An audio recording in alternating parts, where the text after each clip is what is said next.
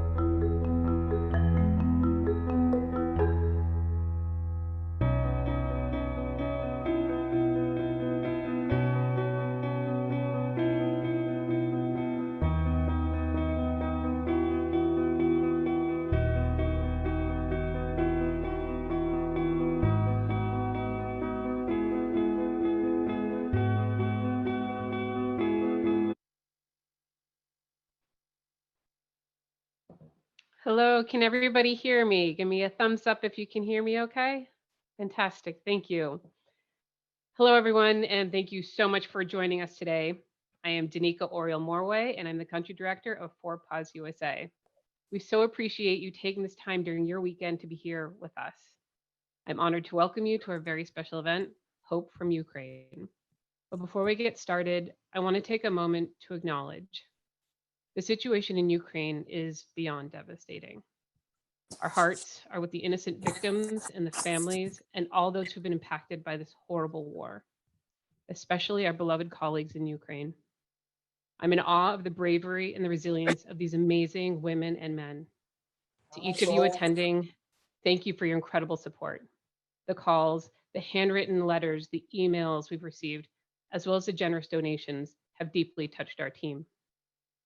I wanted to acknowledge some of our incredible partners who are here with us today and thank them publicly for their philanthropic support.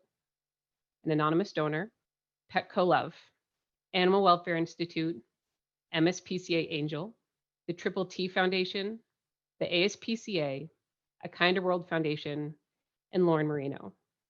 Thank you. I've also been informed that we have some supporters from the UK joining us today. So for those that I haven't met yet and I cannot name in this call, thank you for your support and thank you for joining us.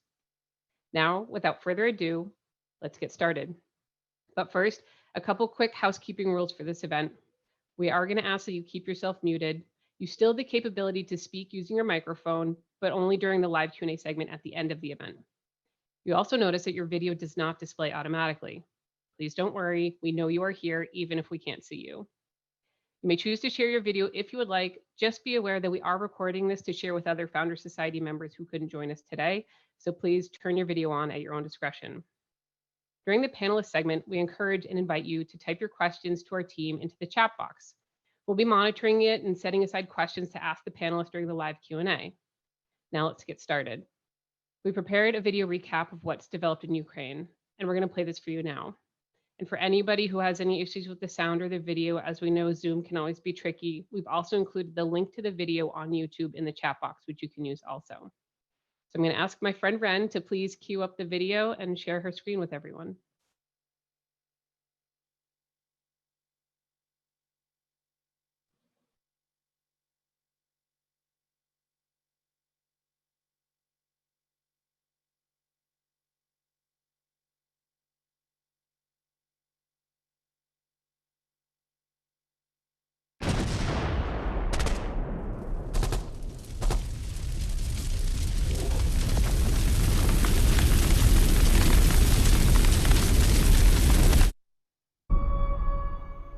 On February 24th, Russia invaded Ukraine.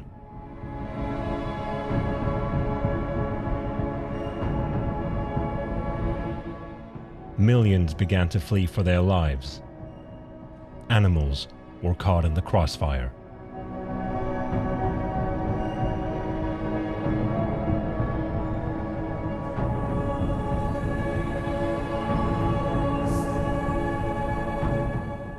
Four days after Russia invaded, PAWS deployed stray animal care teams to the border of Ukraine and Bulgaria, Romania, Moldova, and Slovakia. They provided essential support for refugees and their animal family members.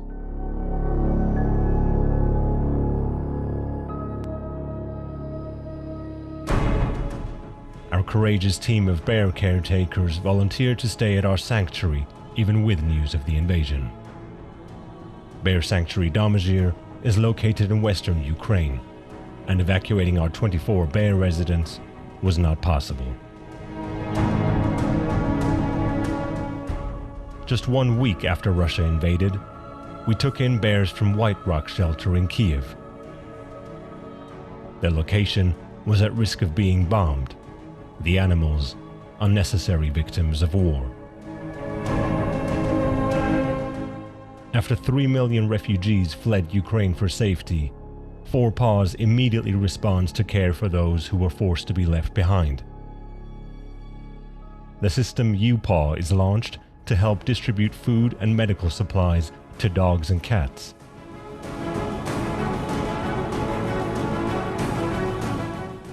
we welcomed yet another bear resident to Bear Sanctuary Domagier, Bear Vova, and distributed 20 tons of food for wild and companion animals to Kiev Zoo.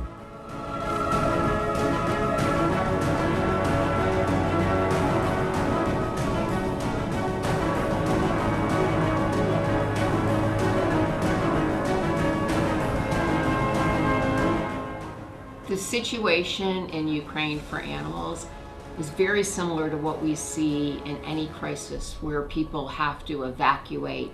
Animals can be left behind. I mean, it's just heartbreaking and devastating. You want to jump in and help. You want to go and help.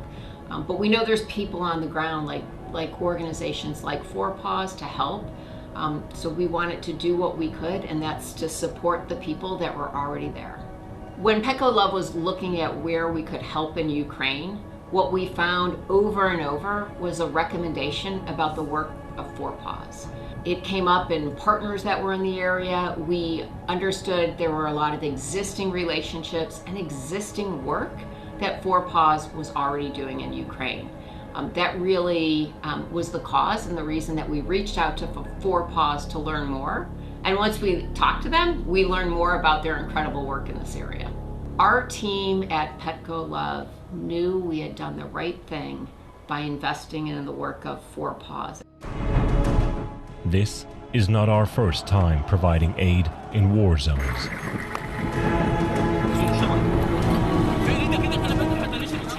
We dare to go where no one else can to help those in the most dire situations.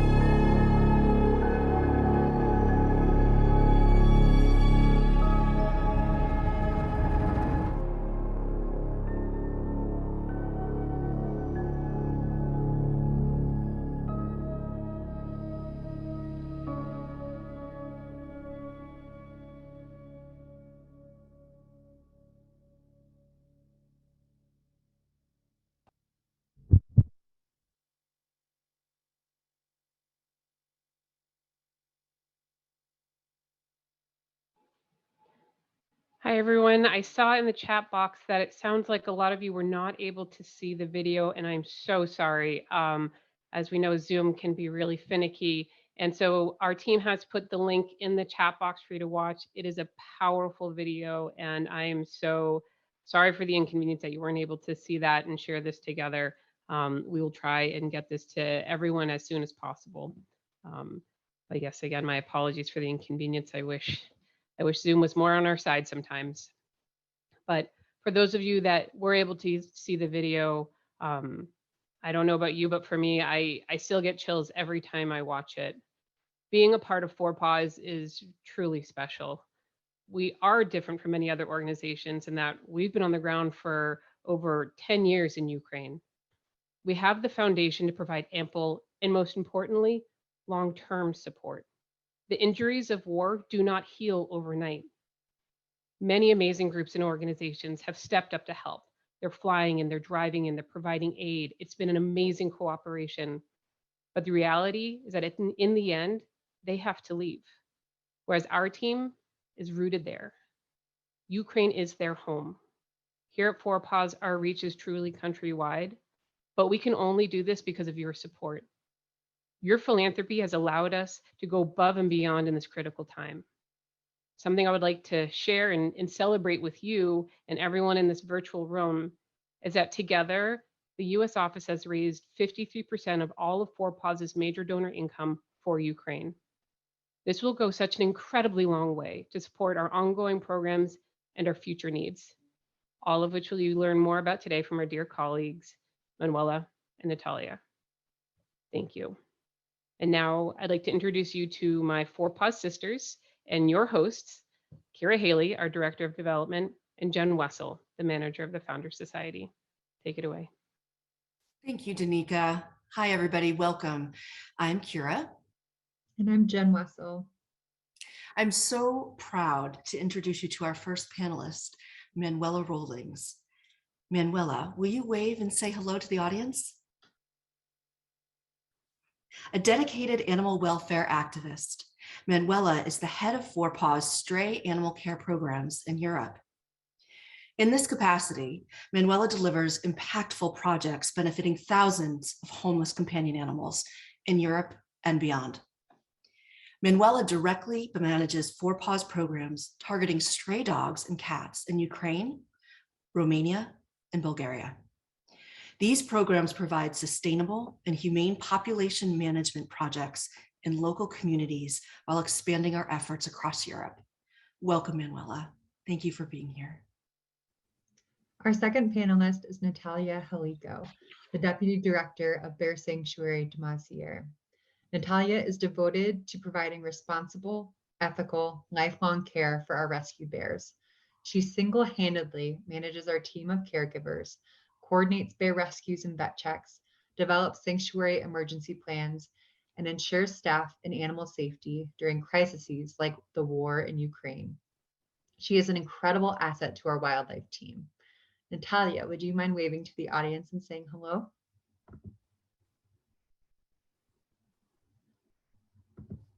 Thanks so much. We're grateful to both Natalia and Manuela for being here with us, and we're honored to have them as colleagues.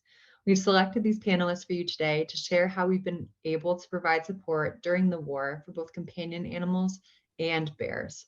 Our Bear Sanctuary Demassier has operated since 2017, and our stray animal care and animal assisted intervention teams have been on the ground in Ukraine for over a decade. I'm going to pass things off to Kira and Manuela first, so we can begin our program by sharing the transformational impact we've had for companion animals, pets, strays, and their families. Then we'll deep dive into the inner workings of our sanctuary. Kira, the floor is yours. Thanks, Jen. For the audience's reference, Manuela is not on the ground in Ukraine right now, but she is in daily contact with the PAWS Ukrainian stray animal care team members who are actively providing aid in the region. Manuela, would you mind sharing what it is like for the stray animal care and animal assisted intervention team members on the ground in Ukraine?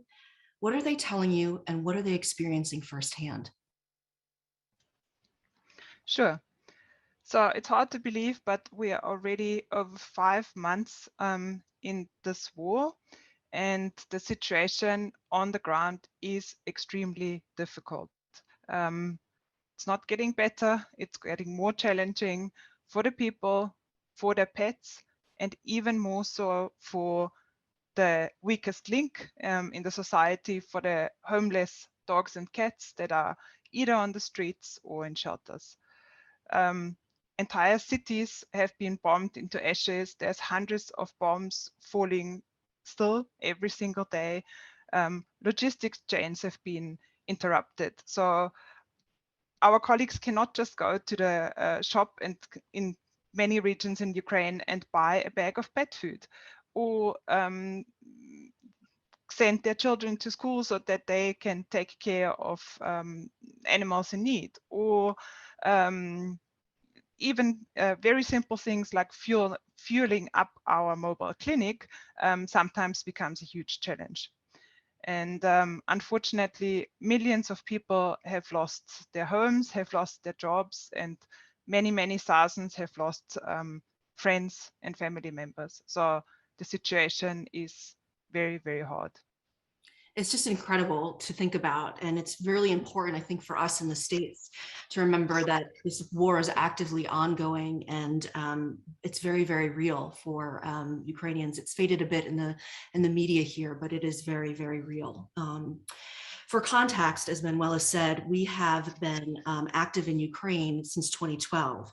But when Russia first invaded, PAWS suspended immediately our activities in an effort to keep our team safe. During that time period, Manuela and our colleagues carefully monitored the situation and began preparing opportunities to intervene. Manuela, can you tell me how you strategized to provide aid? When did 4PAWS receive the green light to re-engage in programmatic activities? And what did this look like when your teams were on the ground? Yeah. So if we think back on the very first beginnings of the war, obviously as the first bombs fell, our immediate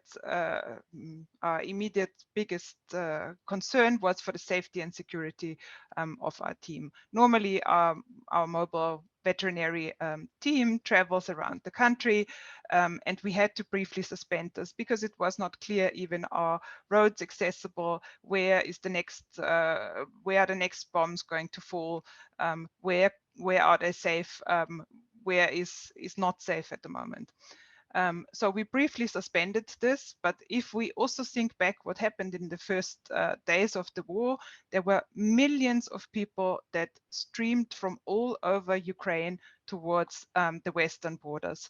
And they were very unprepared. Who prepares for such an occasion? Nobody. Very often, all they could do were take a backpack, take the children on their hands, and often they didn't even have the chance to put their pets in a carrier or put them, in an appropriate leash. They would carry their dogs and cats over vast distances, sometimes over days, in their jackets. Remember back, it was end of February, so it was also really freezing cold. And so we had millions of people that crossed the borders into Poland, Slovakia, Romania.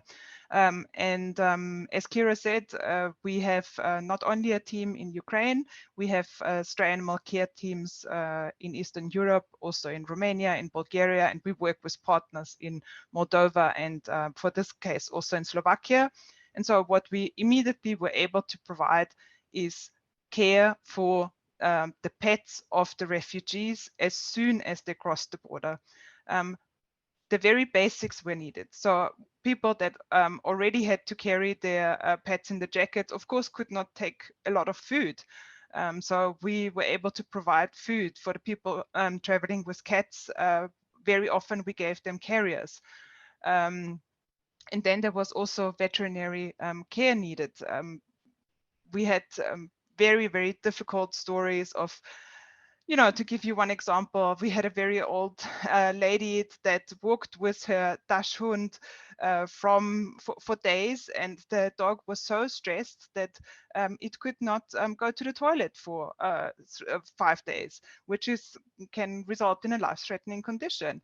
And so these people arrived at our check-in points and were at least given first aid, first care for their dogs and cats that they had taken along.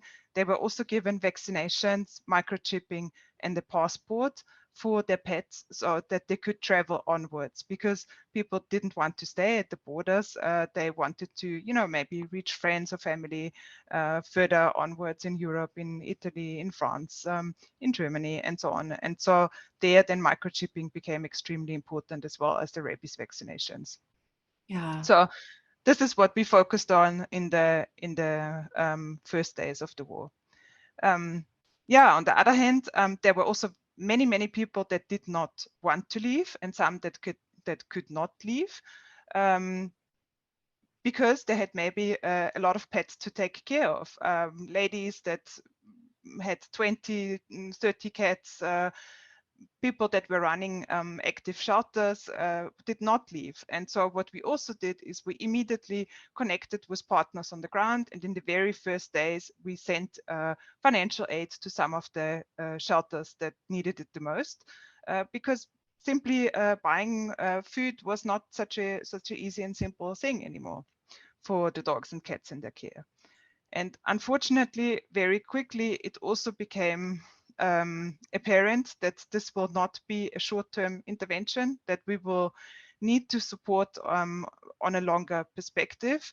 And also the sheer scale became very visible. Ukraine is a huge country, millions of people, and thus millions of animals are affected.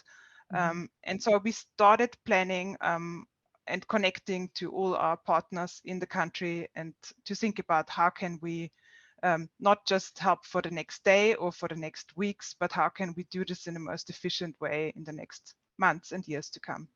Oh, Manuela, it's just incredible. Just hearing you talk about some of the stories are, it's just heartbreaking. So as you, I mean, you said this yourself, but so many refugees have been traveling on foot. They've been carrying their pets for hundreds and hundreds of miles in the cold just to get to safety.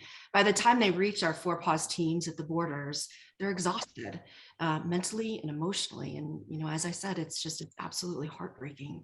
Providing support, as Manuela mentioned, in the form of pet carriers and vaccinations and microchipping and food is so critical, because we're relieving some human and animal exhaustion and fear and exasperation. Additionally, as Manuela mentioned, we have animal-assisted intervention teams that are regularly visiting refugee centers with their dogs. Since the start of the war, our therapy dog Busha and her handler Natalia have been providing much needed physical and emotional support to families. And I know that these visits from our teams are a welcome change, especially for the children, because it's very difficult, obviously, for them as well. For our understanding, Manuela, where are the 4PAWS teams who provide these interventions currently located? How large are they, and what are their roles? Yeah, so again, there is our animal assisted intervention team in Ukraine itself. So we still have people on the ground there. They are based in Vinica, which is a city more or less in the center of Ukraine, couple of 100 kilometers south from Kiev. So we are still active there. You might actually know Vinica because it's the local children's hospital was bombed a couple of days ago, and we were actually extremely lucky to not be in that square at that moment.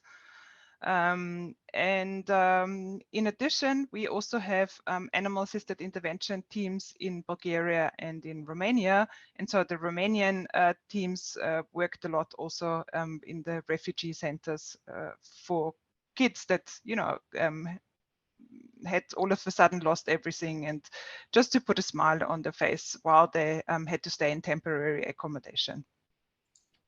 Yeah, it's just so traumatizing, and I'm so grateful that we're able to be there to provide intervention and support, especially to families. You know, it's really, really a very important thing.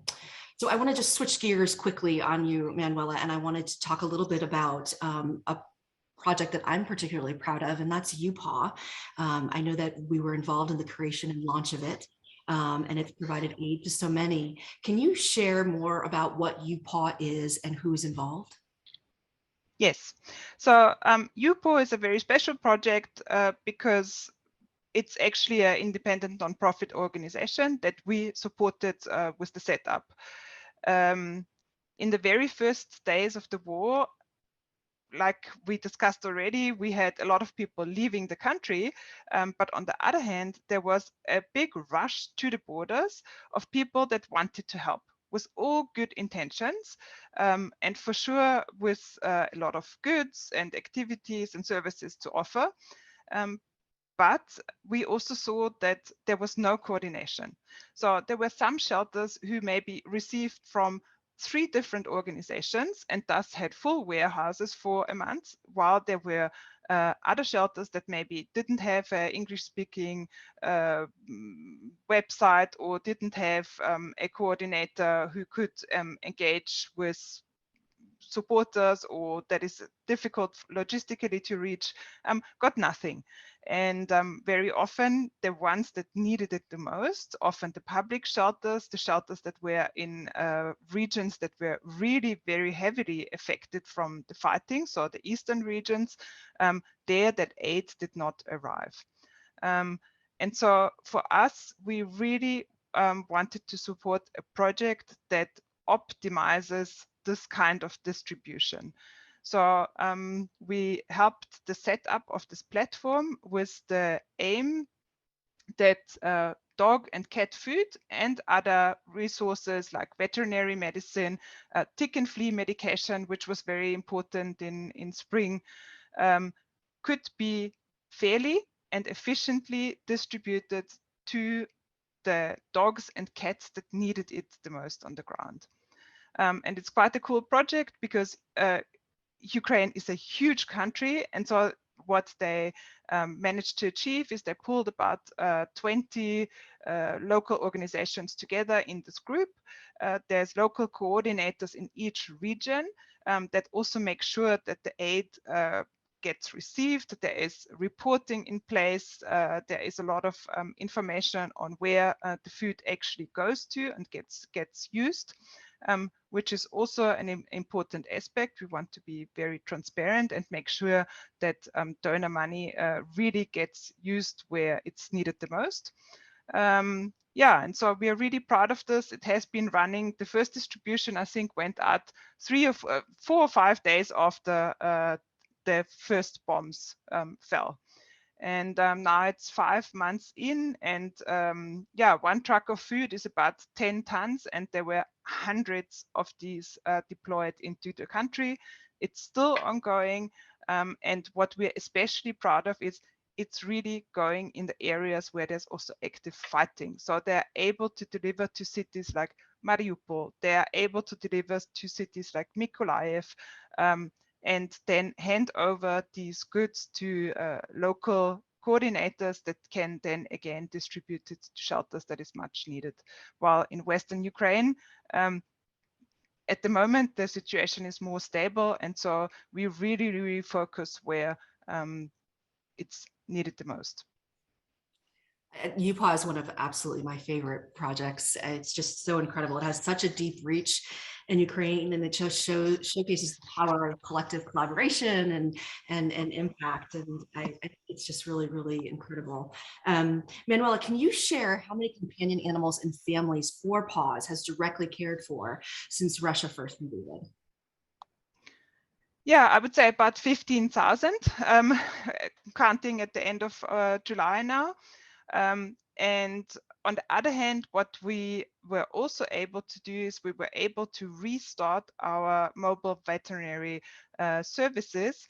And so directly our veterinarians treated over 800 animals and provided them with life-saving treatments, which is in this current situation a huge number, because as I explained, logistics are really difficult.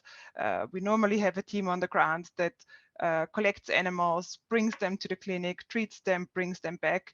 And these simple logistic steps become a real challenge. Steps like providing anesthesia and the most basic medication so that we have everything ready when we receive a dog or a cat that needs emergency care have become challenges and so challenging. And so we are really proud of this number of animals treated in a relatively short period of time.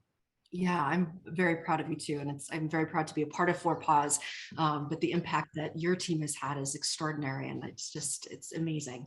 I'm curious though, from your experience personally on the ground in bordering countries, is there a particular moment that stands out to you, or perhaps is there a notable moment that has been shared with you by our colleagues who are on the ground in Ukraine? I think what stands out the most for me is that people really care about their animals. And even in extremely challenging situations, in situations where shelters were bombed, where shelters did not have water for several days, where people really lost everything, they still pulled together and they didn't abandon the animals.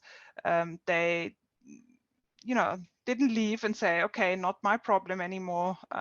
Sorry, really too hard. I cannot take care of 500 dogs any longer. We see that the people stuck out and that they continued feeding the animals, that they continued providing regular water treatments as much as possible. And, just almost everybody helps out and pulls together and supports. Where people had to leave their animals behind, my colleagues, for example, they are telling me, well, now in my apartment block, while 10 of the apartments are empty, I'm feeding all the cats now. I have a big bunch of keys and I walk around. This is not just the people that every day work on the field. This is our finance colleague that has now taken care of, I don't know how many families' pets. And the same with dogs. We see a lot of people take in animals that have been lost. We have colleagues that all of a sudden now, instead of 2 dogs, have 15 dogs because they found a lot of animals on the roads that otherwise would never have survived, and so decided to take them in. So really, another thing, really the shelters. There is a lot of dogs in shelters in Ukraine, and so we were very happy. There's a very large shelter, for example, in the Kiev area that was semi-destroyed, and we could be there just after Russia retreated again from the Kiev area and start treating the animals. I think a lot of people focus on the direct bombing that can cause damage to the shelter, but what we see is that the street animals live in an environment that is completely different to them now, where there's broken glass everywhere, where there is hazardous substances everywhere, where shrapnel gets stuck in their bodies.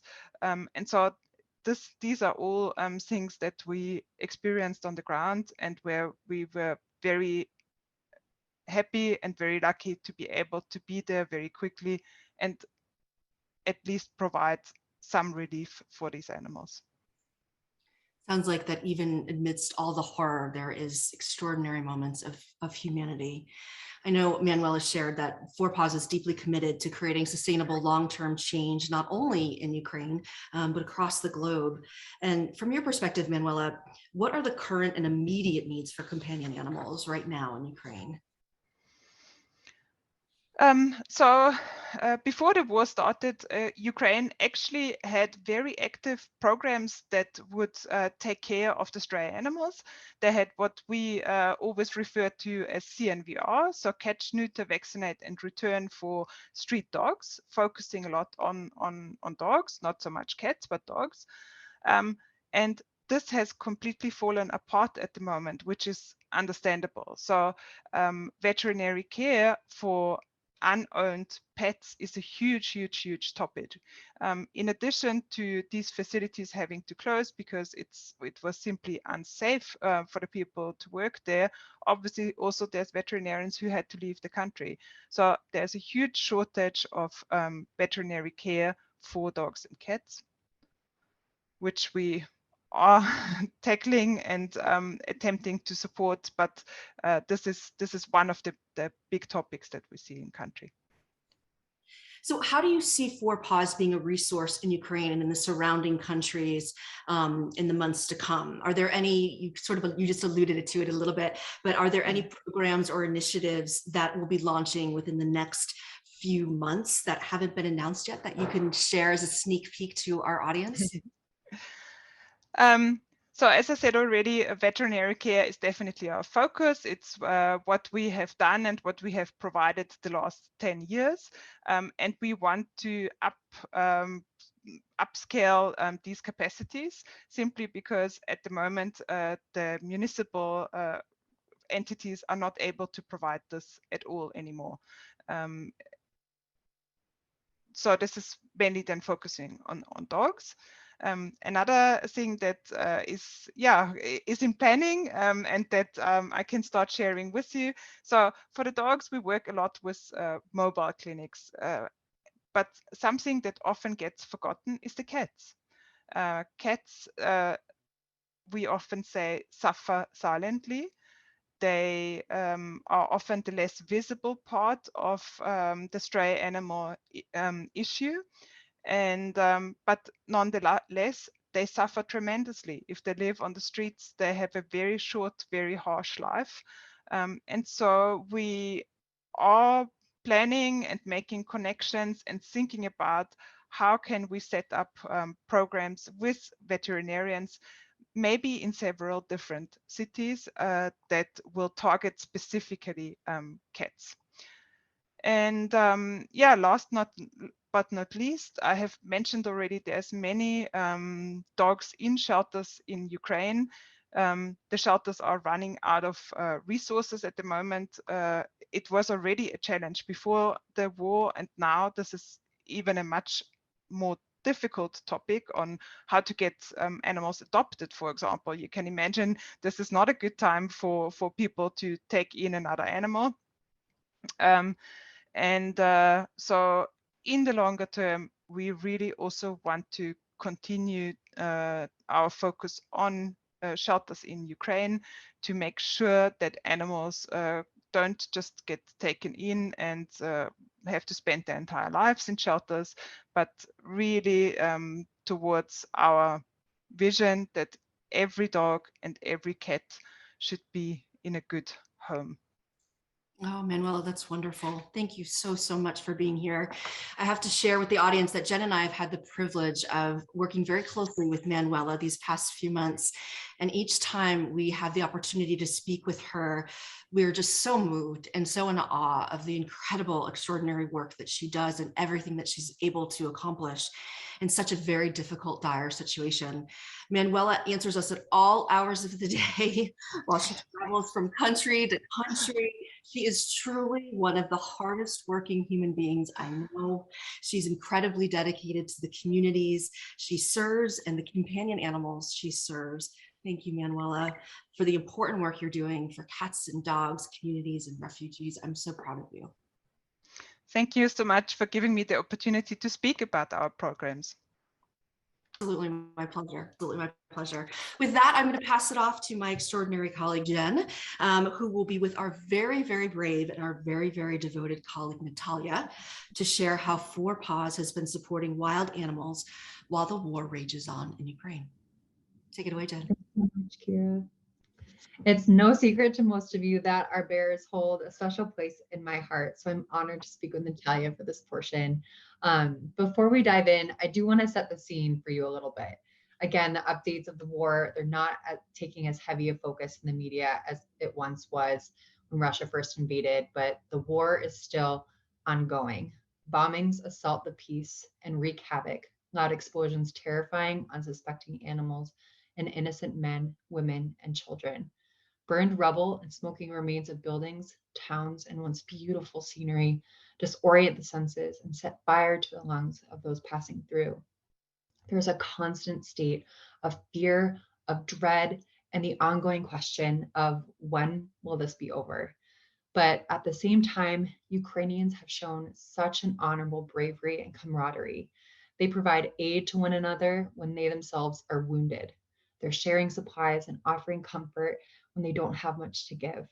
And they remain hopeful, courageous, strong. One of these individuals, I'm so proud to say, is my colleague, Natalia. You know, in preparation for our event, her and I have had quite a few calls, and there was one in which there was actually an air raid warning just hours before she spoke to us. And I'm completely awestruck and nervously kept asking her, are you safe? Do you need to hang up so you can take shelter? And she just held her head high and kept her composure graciously. There's just such a tremendous amount of mental stamina our colleagues have to take on, not only regularly to manage their day-to-day, but to do so in the midst of war. And our teams are successful. Our bears are alive and our team is safe. And I'm personally just so proud and so moved. But now let's hear from Natalia herself. Natalia, thank you so much again for being here with us today, and know that we're so grateful to you. And for our audience, Natalia is actually calling in from an active war zone. She's in Ukraine. She's at our bear sanctuary, and in the thick of it, it's a lot for her to be here today. So kind of before we get started, how are you feeling? Has anything been happening today?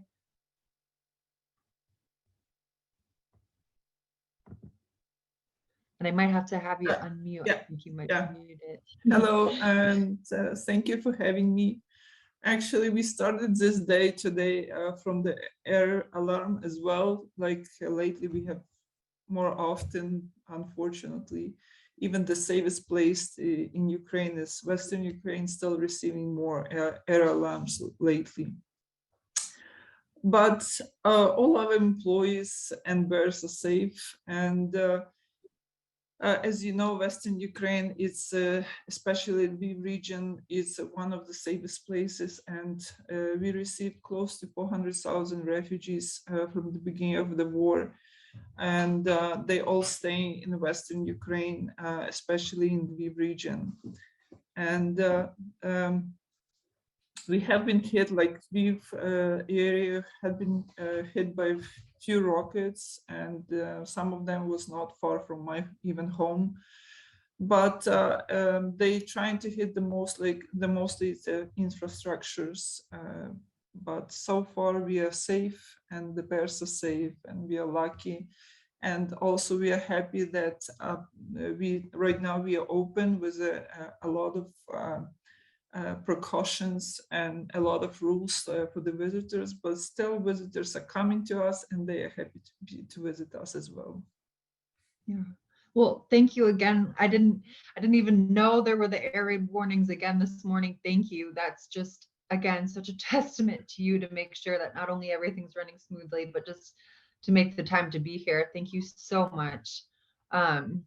And so that our audience knows some info about the sanctuary, there's actually 30 bears there right now and 21 sanctuary staff members full time. But after the war broke out, half of the staff left and half courageously volunteered to remain on site to care for the bears, including Natalia. And I'm just in awe of your bravery. When news of Russian attacks first reached you, what were the sanctuary's first steps? Thank you. Yeah, everyone received news early in the morning from the media, and it was a big shock for everyone. None of us is fully understood what was happening. It was like you woke up in the morning and you're receiving this like tremendous news, and we start hearing, like we start like getting ready to work, and we start hearing that our capital, like suburbs of capital city, was under attack, and it was heavily bombed, and the Russian army was coming in. And it was very difficult time for the staff, like the buses wasn't running properly, the roads was filled with the cars. There was a big lineups in like supermarkets, pharmacies, but like I was in a pharmacy for 2 hours just to get extra medication, because on the way to work I decided to pick up some medication.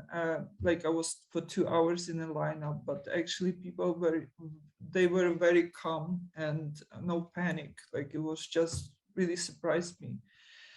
But when we get to work, we quickly jump in emergency planning for the sanctuary, because we knew we didn't know what's going to happen after Kyiv, where the Russian troops will go.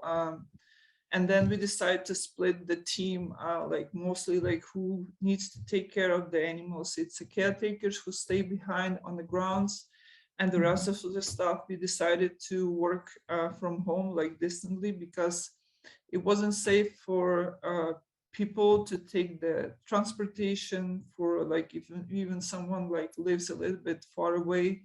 It was like really dangerous to go like every day. And we at the same day we contact the board, and like the board was in direct contact with us, and on a daily basis, like every day we provided updates for the board, what was happening in the country, what was happening in our region. And we were making like necessary steps. Like we did we were preparing for like different scenarios. Like we were thinking about what could happen at this when this has happened, what we should do at this situation. And also because we have to take care of the animals, we start checking our food stocks, the veterinarian supplies, medical supplies for the people who stay at the sanctuary. we start ordering, like, if it was possible to ordering extra food from the supermarket that they can deliver, because we knew like that there is it will be some limitation for food, it will be some limitation for fuel, and this is actually in like probably a week or two it's happened, right? The supermarkets, because it was, the fuel was limited to everyone, like it's only 5 or 10 liters for the person, and the supermarket stopped delivering like all this food supplies to anyone. And we decided, like, we stock up quite a bit of fuel. We were lining up like going a few times to get the fuel and to stock up. And also, like, with the help of head office, we received some extra medication for the animals and for the humans as well, because not many supplies were actually available even in the pharmacies, even on the first day. Also, we installed like sun power generated system last year that is really helping us in some power outage. We have some fuel generator as well, just to have a backup. We slept at the sanctuary, because if we have to take care, like, we put in place so many rules and so many, like, even the bears we have to lock through the night. We was shutting down the lights at the sanctuary just to avoid the big attention to our place, because so many drones was flying, like the military drones. We don't know like what was happening. It was really something happening around that we didn't know what's would be like safe or not safe for us. And we did like the minimum what we can do. We were shutting down the lights, we were locking the bears in the safest places, in the small enclosures, just to be ready to take care of them as fast as possible. Oh my goodness. What were some of the new safety protocols you've had to implement? I know you mentioned turning off the lights and making sure the bears were inside and safe. I know in some of our other conversations too, you mentioned, I think, some of the colleagues have had to patrol around the sanctuary borders as well. Yes, because like, we believe that Russia were preparing for the war for a long time, and we had so many undercover people that they were putting like GPS tracks on different places, and we were thinking we could be like a target for like, it was a GPS signal that they can hit, the rocket can hit this place. Like, it was more like big places. We patrolled our internal and also external places, like the outside of the fence, to see. We were seeing some of the people that we don't know them, like they were showing up outside of the fences, but thankfully that we have like right away government had this phone systems that we can call right away police, and they warn us there is something happening in this area, and we can directly even like make pictures and send directly to some of the like special police offices, that we can give the information there is something happening around our places, our sanctuary. But luckily, nothing happened, and we're still keeping these precautions. We're still having these rules in place.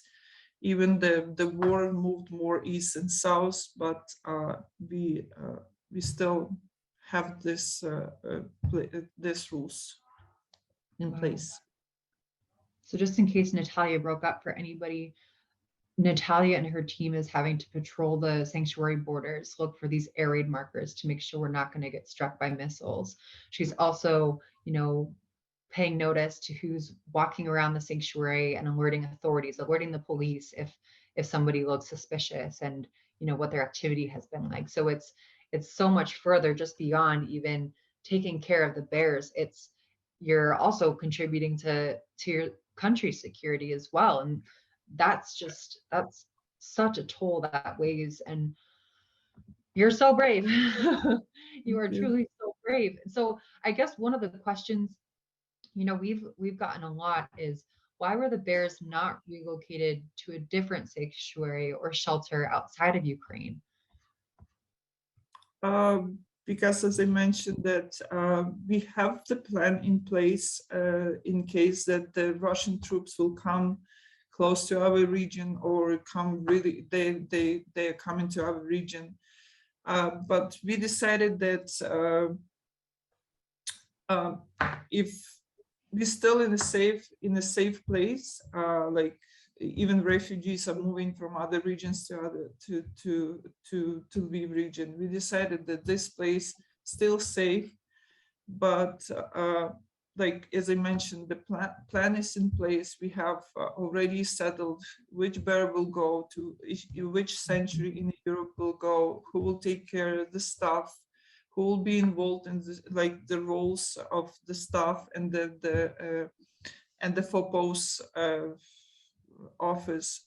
Everybody has assigned role for this, and we made extra crates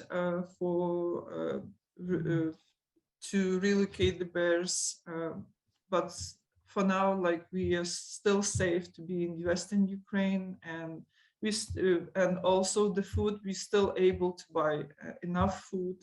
We still have enough. We have power. We have water. We have everything to take care of the bears and for the staff. And Wow. like previously, to go to work for me, like I have to go through like 6 blog posts in one way. It took like me more time, but now they don't have any more. You're just driving from work to home without like stopping. But the roads are patrolled by the police more often, and by military people as well. Wow. And it's such a testament to you that you already have those food rations for not only the bears, but for your caretakers. You have that medication rations. You are making sure also that, if you do have to relocate the bears, you have the crates that you need, and that you know which bears are going where. That's a lot of logistical coordination and preparation. Again, on top of your day-to-day tasks, on top of monitoring for any war efforts or strikes that might happen in your area. And it's, again, just such a testament to your leadership. Thank you so much for keeping our team safe. And not only are you doing all of this, but we actually assisted with a relocation of some bears from White Rock Shelter in Kyiv. And then we also actually performed a rescue during the war as well of Bear Vopa. Can you tell us more about those 2 incidents in particular? The rescue of White Rock Bears shelter, it was very hard, because it was right at the beginning of the war. The logistic part was very hard. No one want to drive to Kyiv, because Kyiv was really it wasn't bombed, but they were shooting on the streets. And we put on in a different medias that we really need help to move bears from Kyiv to Lviv. And in the middle of night, I received a call from 2 volunteers, brave 2 volunteers. They ready to move those 2 bears from White Rock Shelter to Lviv. And they pick up the crates from our sanctuary, and they went to Kyiv, and the trip for them was very long. Like, it's like usually the trip from Kyiv to Lviv, it's 8 hours. It took them more than 24 hours. They were so exhausted. They have to take alternative routes to go through, because the blog posts, the shootings on some bridges were bombed, destroyed. This is really brave it was Oh my very goodness. brave rescue. And finally, they came up really, very late night, and our staff were waiting for them, and we like stayed late at the night, and we were able to. The bears were so stressed, and the owners were so stressed, and by the midnight we housed all the bears, and we stayed after the rescue. We all stayed over the night at the sanctuary. Oh my gosh. So you're not even doing this in the daylight. They're coming, at Yeah. midnight. So you're up all hours. You're wondering, if our soldiers going to see the lights in combination with that. I just can't even imagine how stressful that is. And I think I know one of the things that PAWS is typically involved with is the transports and rescues directly themselves. But again, from what you're saying, we don't want to risk our team safety any more than we possibly have to. So that's why those volunteers were so important. And then our team kind of resumed the day-to-day caretaking of those bears once they were with us. And it's my understanding that now the White Rock Shelter Bears have since been relocated back actually to Kyiv and back to their shelter. Can you kind of explain why that is? The Kyiv is more protected by air defense system right now as before. This is one of the reasons, because the owners of White Rock Shelter, they went first to check the situation, to check. They talked with the police, with the local authorities, and they made after 3 weeks of being there, they made a decision to come back. And they came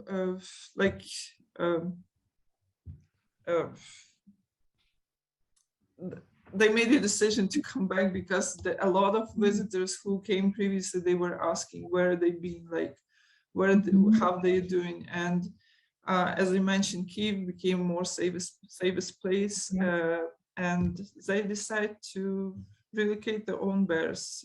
They came, the trip back home was much easier, less stressful, less hours for delivery for them to Kyiv.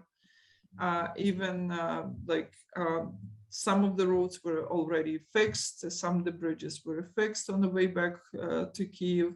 It means they said this is a time to come back, and we were really happy to have them longer, but it's their own decision.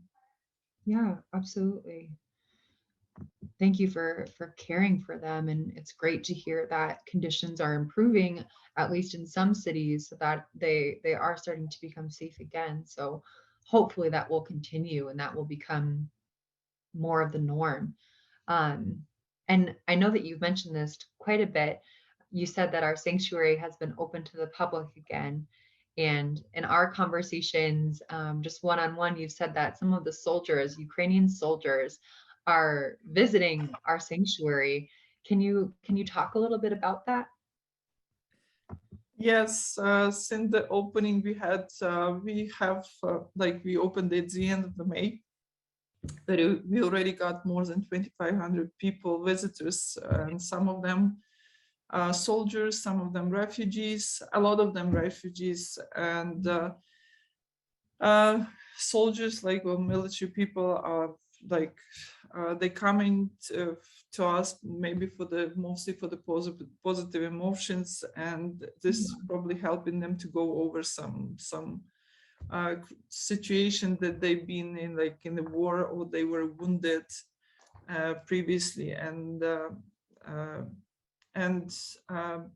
during the tour guides, when we telling them not only the stories about like how they were kept, like previously bad stories, we're trying to tell them about big transition of the animals, new nutritions, they have special diet, and the people are happy saying, oh, I don't have this diet, but they happy to hear this. Better than I do.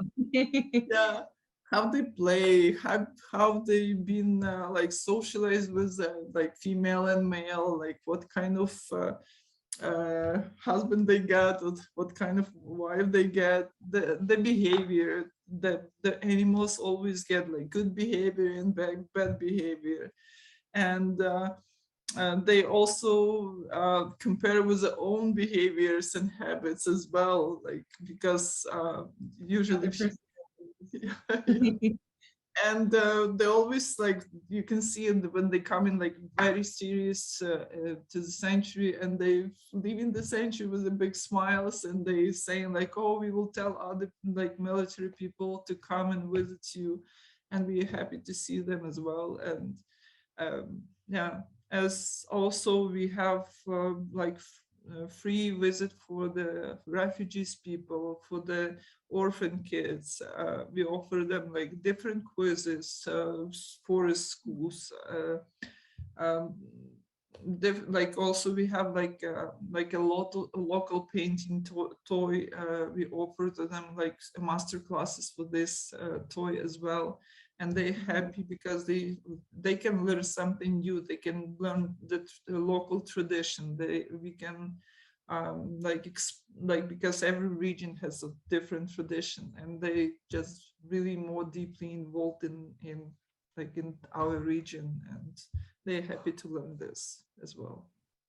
Yeah, I love what you said, that your sanctuary, it's this positive, safe place for these soldiers to go to, because it's giving them something where they can kind of, forget about everything going on and just be in the moment and have that opportunity to just soak up and enjoy some happiness. And I think we're all animal people on this call. So you're often asked, why are you helping animals, not people? And you are. It's related. There's a direct correlation here. And especially what you mentioned about the kids, I'm assuming they can't go to school right now, and they don't have a daily routine. And so them being able to have some type of learning and enrichment through you guys, and then also to be learning about animals and how to be kind to them, it's probably just such a profound moment in their development right now. And that's so beautiful. You don't see many instances of hope and of beauty in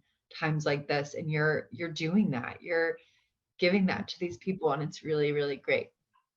Yeah, we also happy to see all of them. And yeah, also we have actually one special. It's morning coffee, that people can grab a coffee in the morning and go and walk around the sanctuary, and then they have a breakfast after the oh wow, it's called a morning coffee. Yes, this is like too bad we're not closer.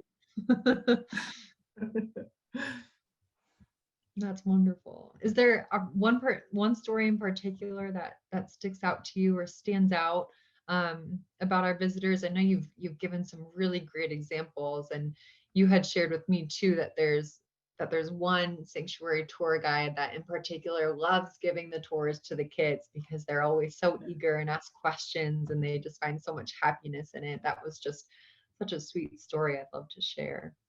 Yeah, we have like not only tour guides are involved in to making tours, but also like all employees are able to provide the tour guide for the visitors. And we have one girl, she likes to give to the military person, like she's really energetic, and she like making like really like a energetic tour guide for them. Lovely. And it's making them happy. We have we have other like tour guide that they like to work more with the kids, and the kids are loving them because they have special connection to the kids. Also, we made some special like bags for the tour guide, that we can show like the fur from the bears that we collecting during the vet checks, We can show the teeth that sometimes, because bears is the same as a human, they have a bad teeth as well, and we have to extract these teeth, and we can show the patients to the visitors, saying like, this is especially for the kids, like they like to watch. Yeah, we have different pictures of the previous life of the bears that we can show why we rescue the bears, and yeah, this is very interesting for them. That's so great. And so what are some of the future needs that the sanctuary has, and what are some of our future plans that we have for the sanctuary as well? We completed more enclosures, like actually we completed our sanctuary. The more enclosures were built and we finished last year. And now we have place for 3 more bears in our sanctuary. And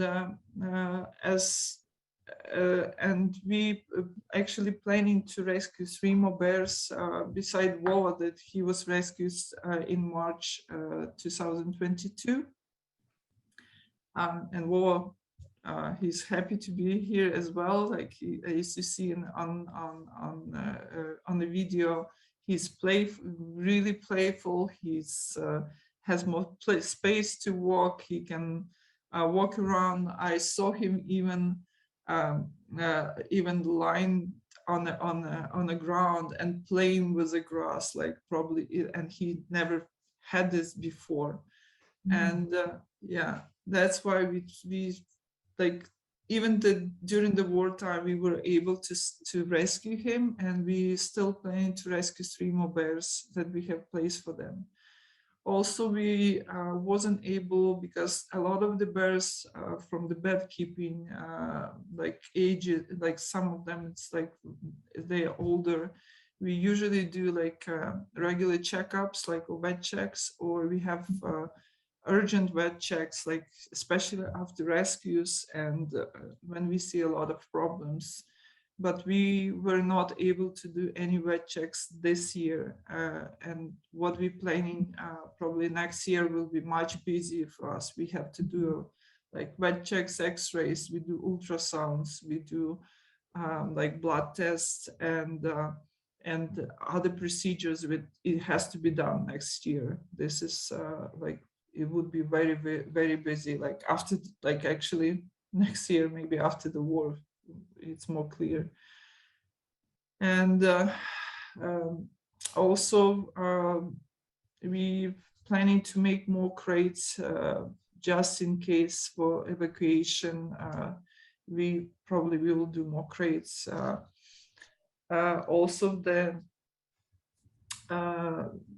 we require more medication to treat chronic diseases that bears have, like for example, it's arthritis. Bears are suffering the same as humans.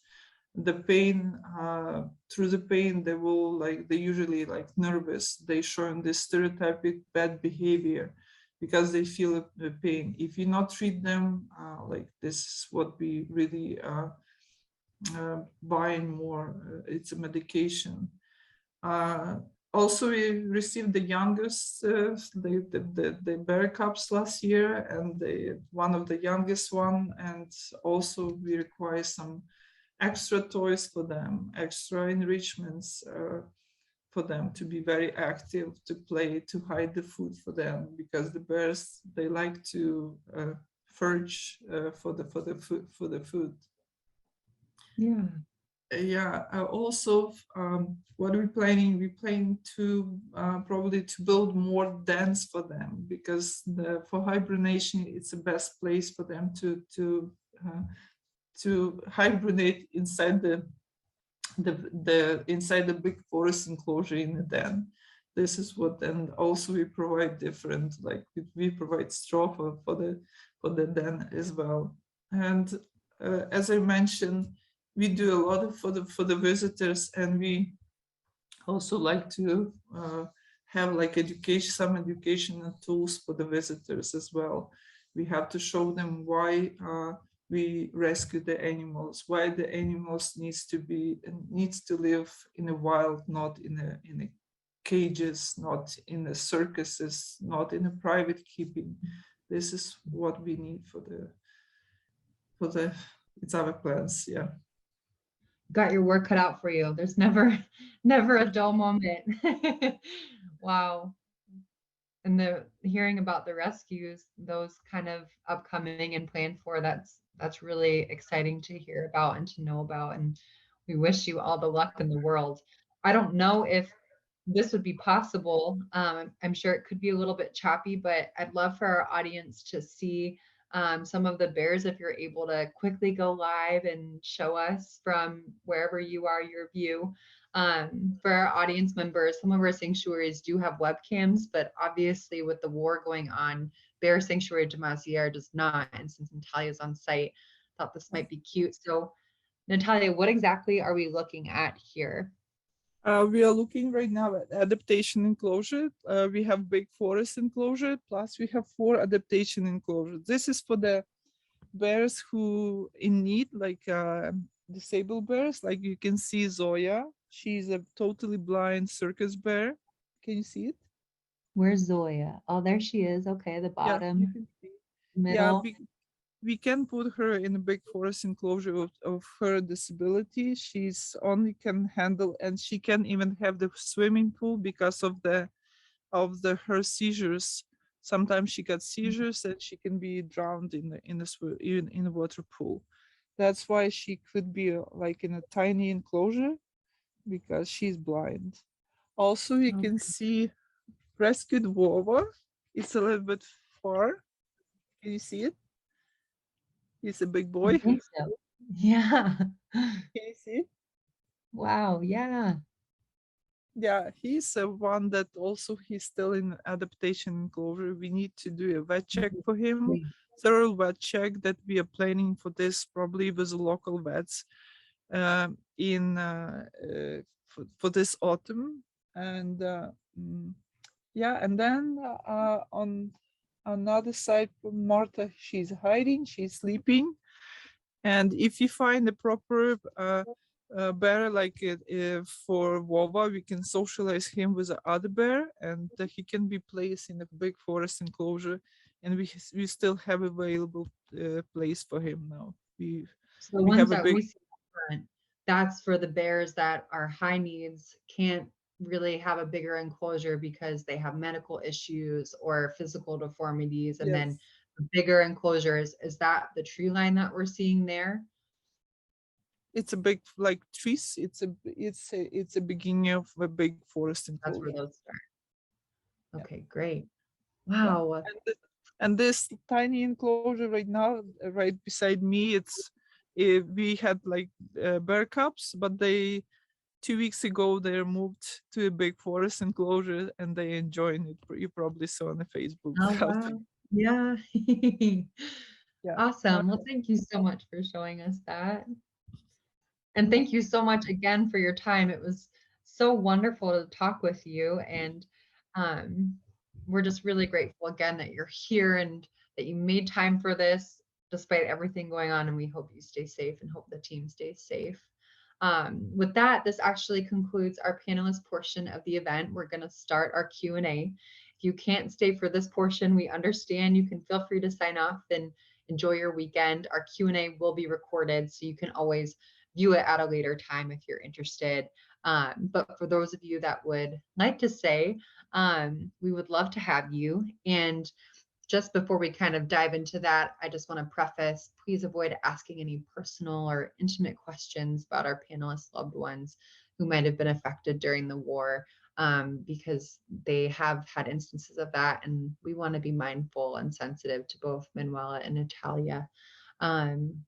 So kind of diving into the Q&A, I wanted to first provide the opportunity for anybody that would like to go on camera or unmute yourself and ask questions directly. This is your time to do so, so you can absolutely feel free. If nobody's comfortable with that, I know we've received so many great questions in the chat box, so I can kind of run through those and start directing those to Manuela and Natalia. But I'll stop talking now to give anybody that would like to ask you guys personally the chance to chime in.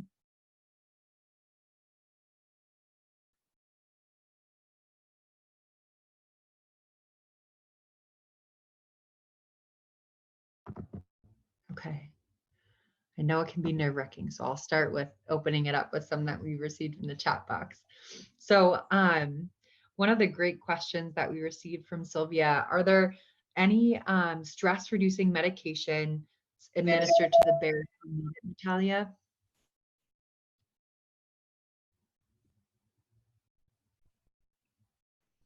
And I don't know if you heard that, so I can repeat that one more time.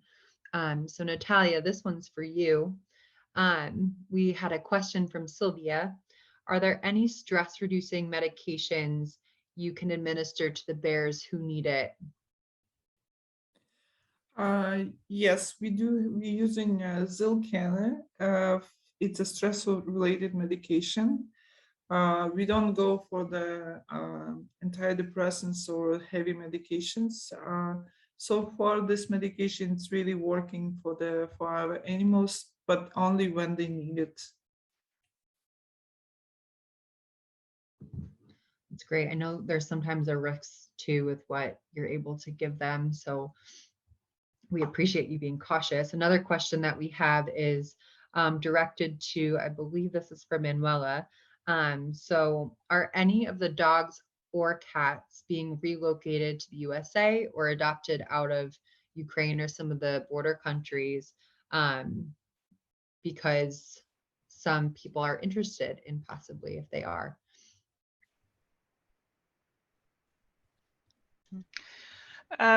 There have been quite a lot of dogs and cats transported to neighboring countries, but Ukraine is actually still considered a rabies endemic country. So in order to follow the correct process, there is a rather long 4 to 5 months process where the animals have to be microchipped and then titer tested. So as far as I know, and as far as we do as an organization, we have not transported any dogs or cats to the US. Also because we really want to focus on finding as many dogs and cats a home locally. Cross-border adoptions can be a really good thing for the individual animals, but they also take up a lot of resources. And so we really believe that with these resources, we can create much more change if we can invest them locally. Yeah, so this has been our focus. Of course, you know, these things might change also in the medium or longer term future.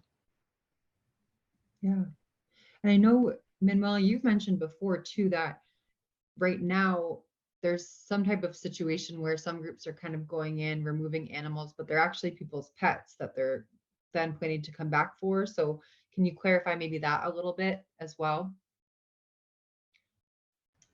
Yeah, so we do see, unfortunately, that there is a lot of, or several organizations rehoming dogs from the western part of Ukraine that maybe don't actually need rehoming.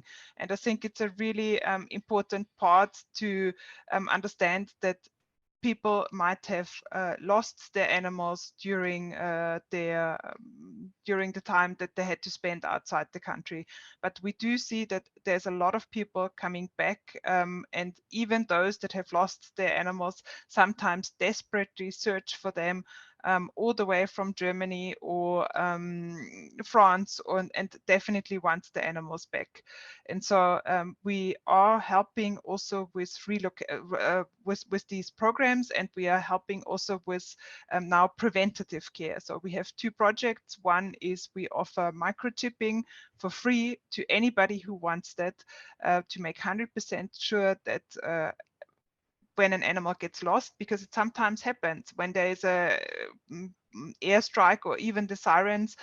There have been dogs or cats that escaped from the garden and then could not be found anymore. I think you can relate to this, and so without microchip it becomes very difficult, and because of the reduced veterinary capacity at the moment, even microchipping might not be an option. So we have a very cool new project locally, which we have not had the chance to communicate yet, so you might see it in the future. But what we are doing is we're sponsoring QR tags.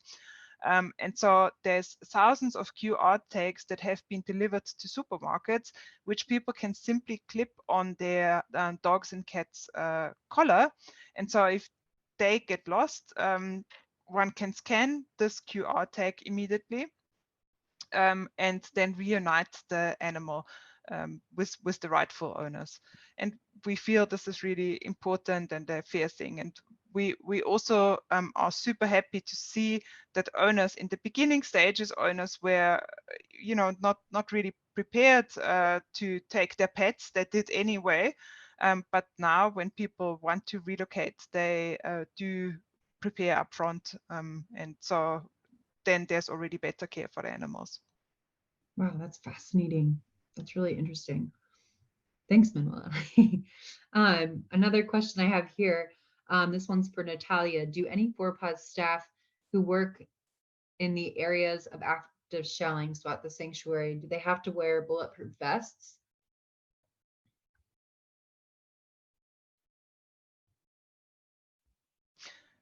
I think maybe this is more for the stray animal care teams, actually.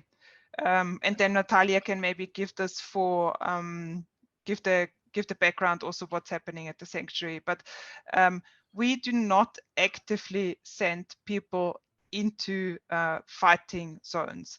There have been many people killed that try to either feed or evacuate animals out of these areas, and we do not want to put our very valued colleagues into the situation.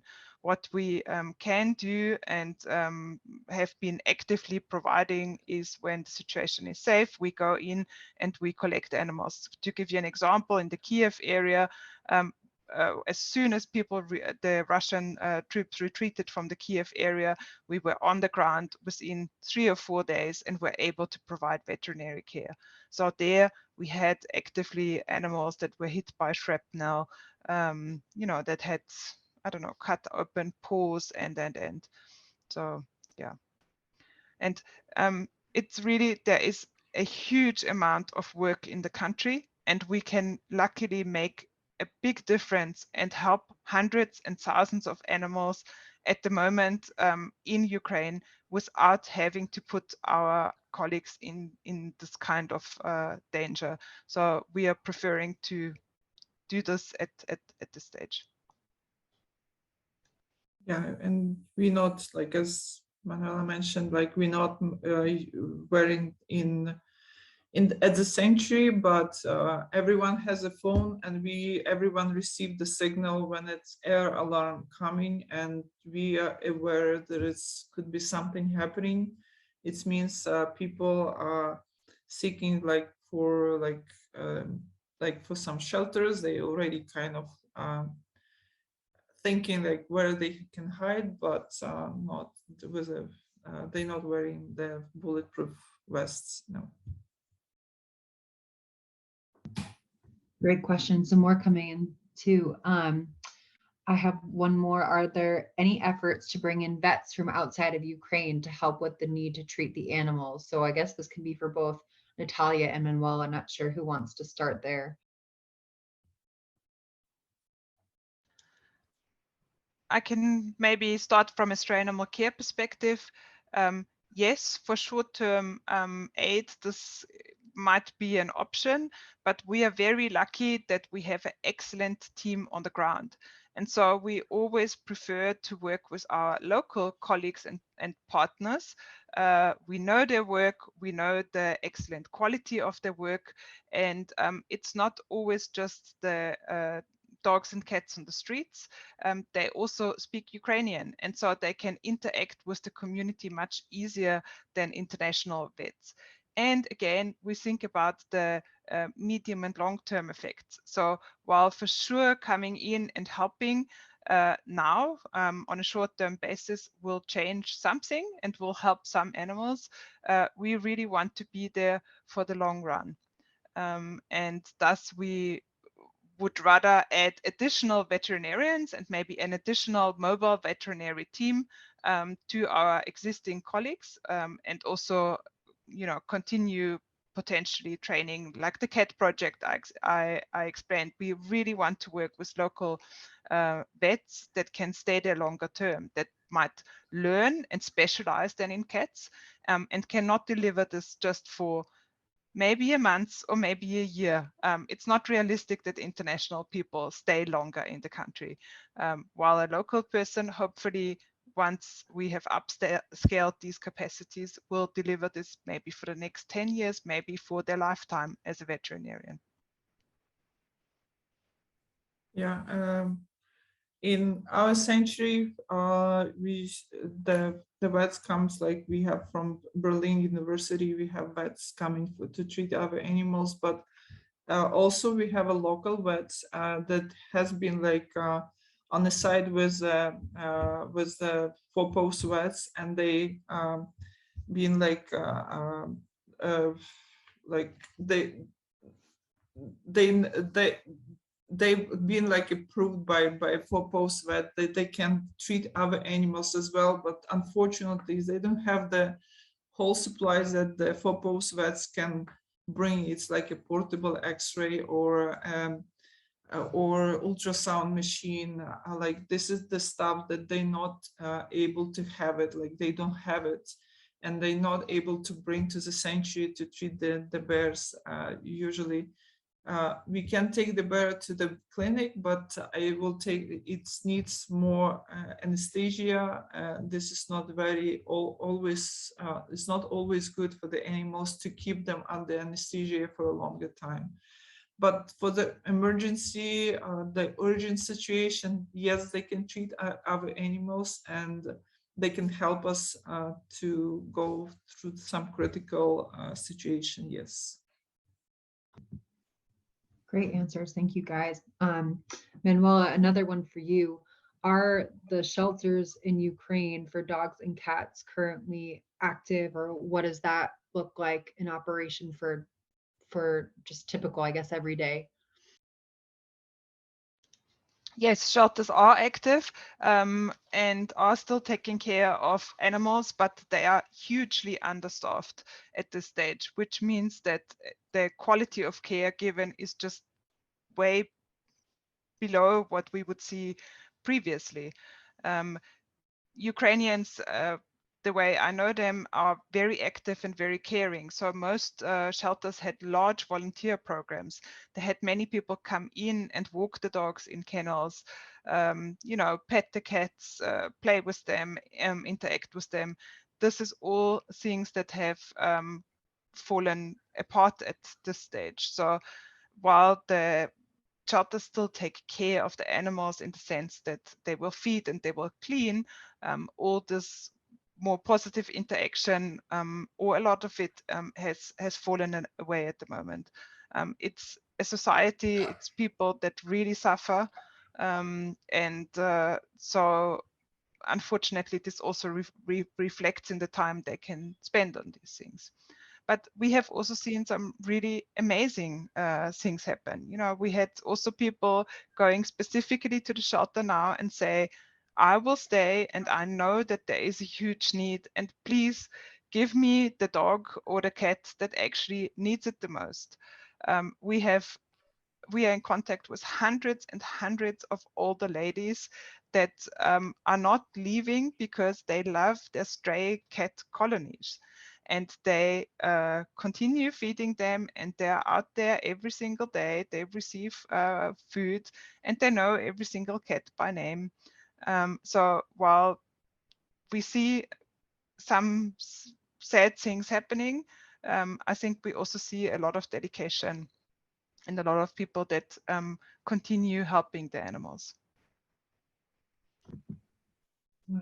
And then Natalia, I've got one for you too.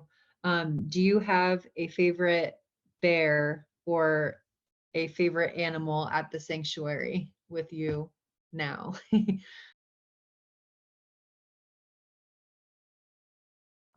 Uh-oh. And then I think you're muted, so you might have to unmute. Honestly, I love them all, and they're like kids. They have different personalities, they have different behavior, and I've been present like with a lot of rescues.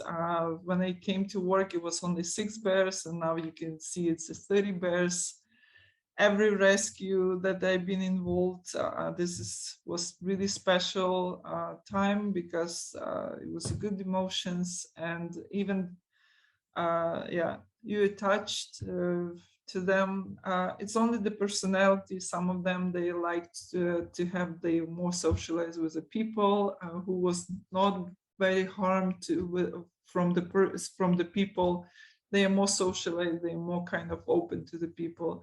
Some of them, some of the who were kept really bad, at the beginning, they're afraid of people, they are angry, but slowly we work with them. We are giving them a lot of enrichments. We're giving them the best place to live, better than they've been, and I believe they're all special, and I love them all. And the most memorable was the cub, Andor, that we put him in a car with us, and he was like splashing on us like everything, but it was in the cage. We were like all over, like, but yeah, they're all good. I love them all, and they're all special for me.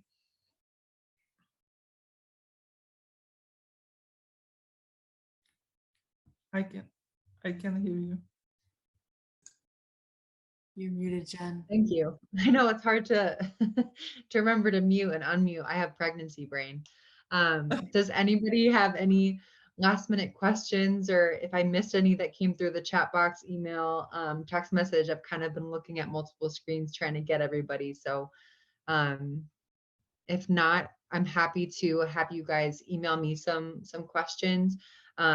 Our team can include my email address for you guys directly to then relay to Natalia and Manuela. We're happy to do that. We'll also send out the recording and upload this as well. So you'll get an email with this link too. But if not, I don't think I see anything. I don't see any pings. We can wrap up. Thank you so much, Natalia. Thank you so much, Manuela. You guys have done such a beautiful job conveying your work. Thank you. My And pleasure. to all the donors who have been able to join us today. We're really grateful to you. We cannot do this work without you. And it definitely, as you can see, makes such a tremendous impact for the teams on the ground. So thank you.